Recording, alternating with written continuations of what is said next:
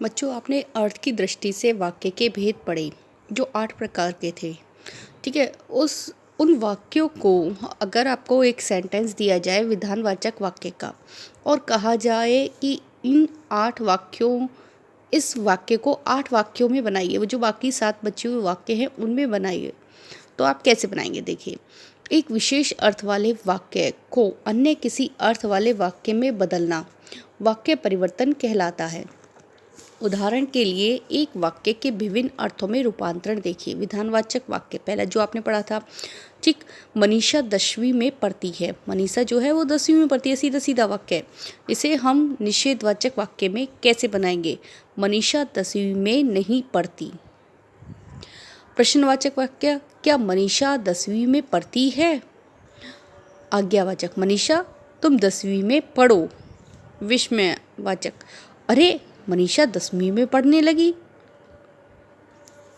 इच्छावाचक, काश मनीषा 10वीं में पढ़ती।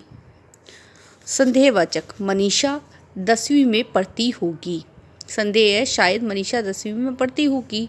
संकेतवाचक, यदि अनुमति मिले तो मनीषा 10वीं में पढ़े। ठीक है, यहाँ हमने एक वाक्य को बाकी 7 वाक्यों में बदल दिया। ऐसे ही अन्य देखिए, विधानवाचक वाक्य से आज्ञार्थक वाचक में कैसे बदला जाए।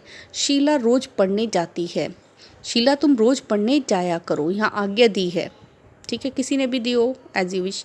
विधानवाचक, रमेश को खेलने से रोका जाता है। रमेश को खेलने से रोको। नेक्स्ट, विधानवाचक वाक्य से प्रश्नवाचक व निषेधवाचक वाक्य में कैसे बदला जाता है। विधानवाचक वाक्य वह जी खोलकर दान देता है। प्रश्नवाचक, क्या वह जी खोलकर दान देता है? यहाँ आपको चिन्ह लगाना बहुत ज़्यादा जरूरी है। अगर आपने चिन्ह नहीं लगाया तो वहाँ आपका गलत हो जाएगा। निषेधवाचक वाक्य, वह जी खोलकर दान नहीं देता।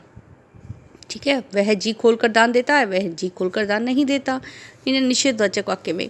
ऐसे ही यहाँ आपको बहुत सारे एग्जाम्पल मिलेंगे जिन्हें आपको ध्यान से पढ़ना होगा और आपको समझ में एक बार पढ़ने पर ही समझ में आ जाएगा, क्योंकि ये जो पैटर्न है वो 6 to 8 का पैटर्न है जो आपका अब 9th क्लास में आ रहा है।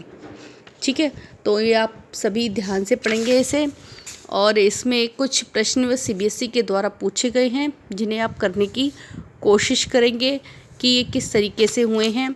ये वाक्य के कौन कौन से भेद हैं, ये आपको बताने की कौन सा वाक्य जो है इसके भेद आपको बताने हैं। कौन सा वाक्य क्या है, जैसे शायद वह सो रहा है, तो शायद कौन सा हुआ? संदेहवाचक वाक्य। ऐसे ही आपको ये सारे बताने हैं।